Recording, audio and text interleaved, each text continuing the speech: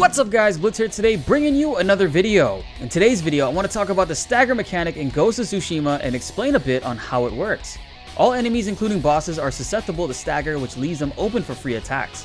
Stagger is key for breaking defenses in Ghost of Tsushima. A lot of fights become even easier once you understand the full concept of it.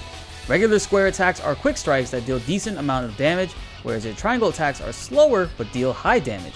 And not only that, triangle attacks are your main attacks in the game that inflict stagger aside from a few projectiles. The toughest of enemies are taken down with ease once you know how to optimally inflict and take advantage of stagger. So in this video, that's exactly what I'm going to aim to teach you guys. Jin has plenty of stances at his disposal, each one is specific towards different types of enemies. All that will be explained in this guide, so with all that being said, let's get into the video. As we mentioned before, Jin's square attacks are quick strikes and your main damage dealer. However, these are one-dimensional attacks that only deal decent amount of damage. You should not be continuously striking with square, as enemies can parry and shut you down easily. That's where triangle attacks come into play and are way more versatile. Jin's triangle attacks are different depending on what stance he's in. The default stone stance is ideal for using against sword-wielding enemies. At the time of this recording, I only have 3 stances unlocked, but there are a total of 4 stances that you can get. You unlock these by liberating camps and observing, then killing the Mongol leaders in those camps.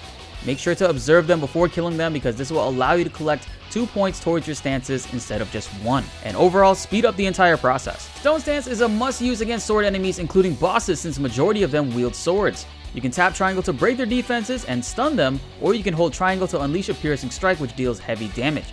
I won't be talking about all the available moves you can unlock for these since I have not gotten them all yet, but that will be in a full combat video coming very soon. The water stance is meant for enemies with shields. This can crush shields very easily, especially if you use the triangle hold attack and then unleash a flurry of triangle attacks right after. This stance is amazing against all enemies with shields, including the giant ones, so be sure to use this every chance that you get. The wind stance is very effective against enemies with spears. This can overhead strike them and bypass their attacks, so you should be using this against enemies like that. The triangle hold attack, Typhoon Kick, has to be one of the coolest moves so far in the game. Unfortunately, it doesn't work well against the larger brute enemies, but you can launch just about any other enemy. The final stance, the moon stance, is great for larger brute enemies. I don't have it yet at the recording of this video, but just like the others, you can use the triangle attacks to stagger and stun the larger enemies. The next stagger attack you should be using is the jump triangle kick. This kick does a great amount of stagger bar increase, and it's very effective after parrying an enemy or starting off fights. You should not be using this too much in the middle of encounters, as enemies will counter this move really easily if you try to spam it. I usually start off the fights with it or squeeze it in after I parry or dodge an enemy attack. Basically, the best combo for this is to jump kick with triangle, then follow up when you land with another triangle attack. This will usually immediately stagger certain enemies or bring their bar above 50%. It all depends on the size of the enemy, to be honest, and I noticed this works very well against enemies with shields. I mentioned earlier that a projectile can stagger enemies. That would be the kunai. This is very valuable in combat, as you can default hit 2 enemies with 1 set of kunais. You can upgrade it to throw out 3 kunais and make it even more deadlier. Basically, a kunai has a high stagger meter increase and can instantly stagger enemies of all sizes.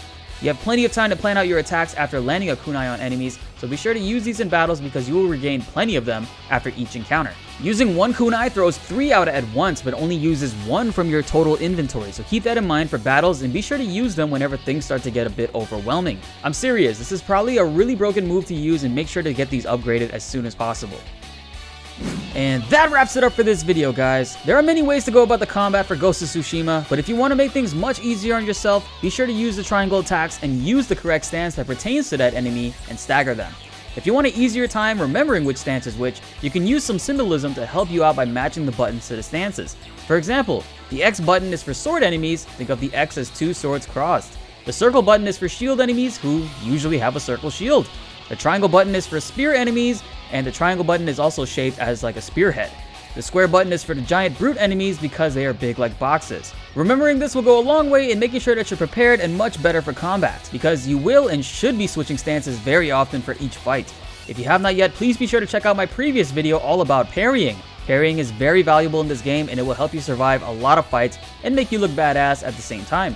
I highly recommend you check that out, so click the notation on the top right here to go check that video out. Practice using all these tips together in combat and you will breeze by this game even on hard mode. I honestly feel like hard mode is the only way to be playing this game, because once you get that parry window down and use the right stances for the right enemies, you literally become a samurai. Shoutouts to the members on the channel who joined recently. I appreciate each and every single one of you guys. You guys make me super motivated to bring in the best videos that I can to the channel, and for that I am super grateful. I haven't updated the members roster list as of yet because I'm working on a new format, so I'm sorry for those of you guys whose name is not on this list yet. This will be fixed ASAP, so I promise going forward you will all be featured in every video. If you have not yet, please be sure to hit that join button and become a member today so you get access to our channel exclusive emojis and video shoutouts in every videos, as well as perks that are constantly being updated. You won't want to miss that. Be sure to tune into our BltzZ Tsushima live streams as we play through the story and explore this glorious open world. I'm having a ton of fun in this game and I'm super blown away by it because I was not expecting it for it to be this engaging. But I'm more than happy about it, so this way we can make some really awesome videos. Be sure to like the video if you enjoyed it and subscribe if you are new. More BltzZ Tsushima videos are coming your way and you won't want to miss that. My name is BltzZ and thanks for watching.